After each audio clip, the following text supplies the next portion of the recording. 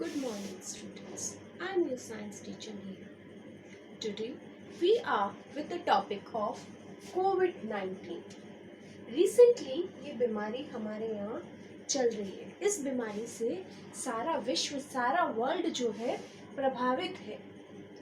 हम सबको पता है ना कि कोरोना डिजीज चल रही है, कोविड-19 डिजीज चल रही है. तो आज हम इसके बारे में पढ़ेंगे कि बेसिकली ये कोविड-19 है क्या, ये किस वजह से हो रहा है. ओके, नाउ कोविड-19 इज एन इन्फेक्शियस डिजीज. कोविड-19 एक इन्फेक्शियस डिजीज है जो एक पर्सन से दूसरे पर्सन में ट्रांसफर हो सकती है, इन्फेक्शन की वजह से होती है. Caused recently by recently found virus known as SARS-CoV-2 या हम कह सकते हैं कि कोरोना वायरस.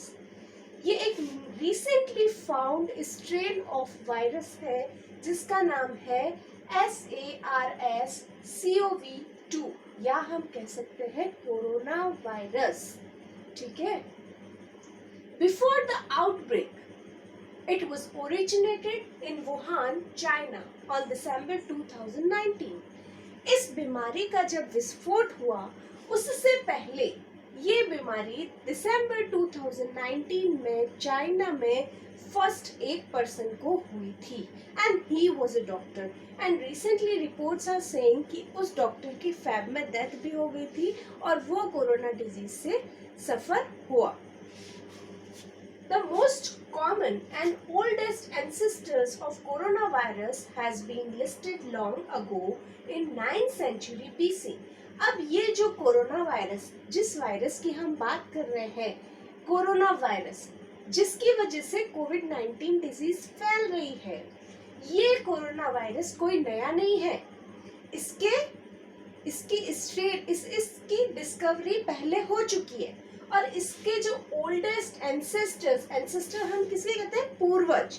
इसके जो पुराने पूर्वज हैं कोरोना वायरस के has been listed along in 9th century BC.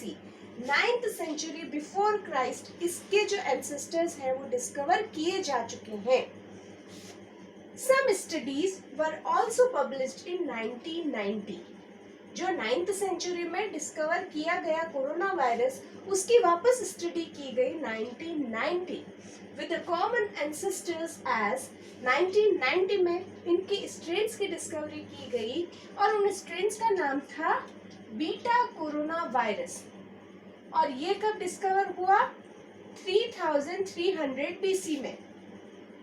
Next was delta corona virus and that was studied in 3000 BC.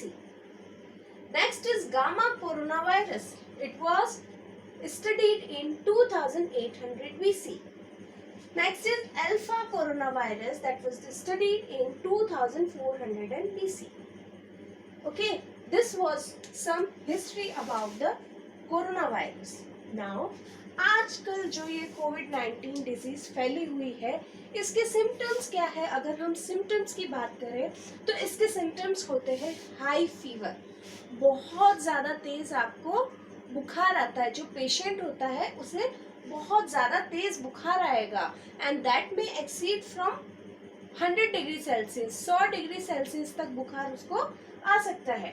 Then next is the tiredness. Person will feel tired, उससे बहुत ज़्यादा थकान महसूस होगी. ओके.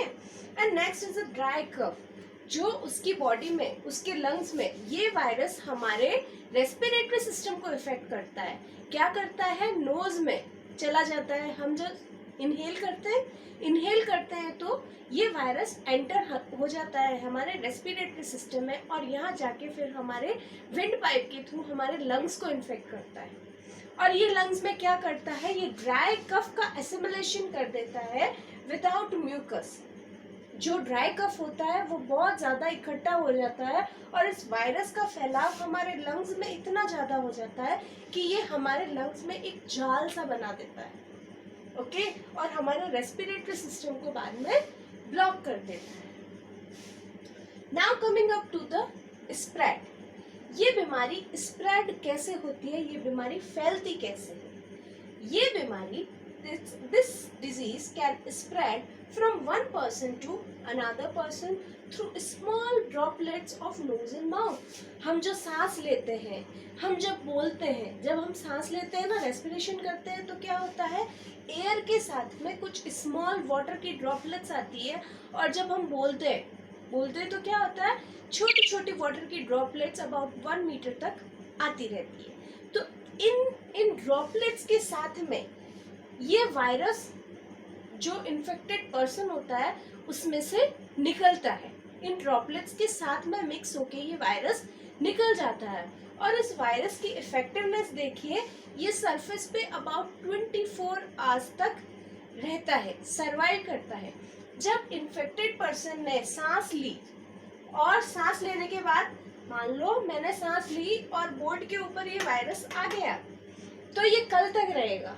कल किसी uninfected person ने इस बोर्ड को टच कर लिया, तो ये वायरस क्या होगा, we just touched it, this is infected board, I just touched it. Touch करने के बाद ऐसा तो है नहीं मैं मेरे मुंह के पास हाथ नहीं ले जाऊंगी, ऐसा करके मैं ऐसे बात करते करते अनजाने में ऐसे यूं हाथ चला गया, आइस पे हाथ चला गया, तो क्या होगा, ये वायरस रेस्पिरेटरी सिस्टम के थ्रू, आइस के थ्रू हमारी बॉडी में चला जाता है। ठीक है, ये बॉडी में जाके फिर मल्टीप्लिकेशन करता है। ठीक है, तो this was the spreading mechanism. Now what do you do if you have the symptoms. ये जो सिम्टम्स के बारे में हमने आपको बताया है कि हाई फीवर, टायर्डनेस और ड्राई कफ 3 सिम्टम्स है ये मेन। अब जिस पर्सन को ये 3 सिम्टम्स अभी के टाइम में हो रहे हैं, उन्हें क्या करना है, they have to notice by the answer कि मुझे ये 3 सिम्टम्स हो रहे हैं। तो इनको क्या करना है कि डरना नहीं है, घबराना नहीं है।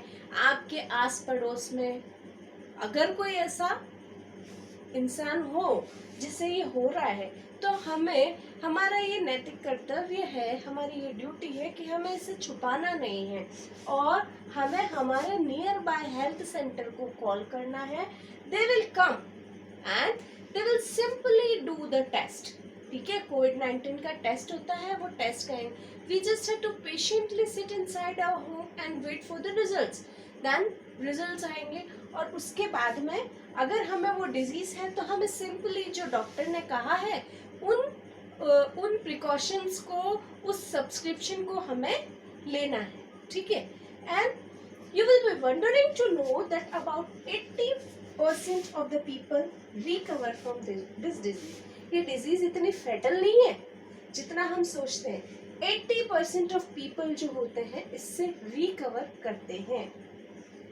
Now protecting yourself from the disease is the best measure। सबसे जो इम्पोर्टेंट, सबसे जो मेन पॉइंट है कि सरकार भी क्या कहती है कि protecting yourself from the disease is the best measure। ये सब चीजें, ये सिम्टम्स, ये सब कुछ, ये हमें हो ही ना, हमें ये ऐसा प्रयास करना चाहिए। इसलिए अभी हमारी सरकार क्या कह रही है, lockdown, stay home, stay safe. Thank you.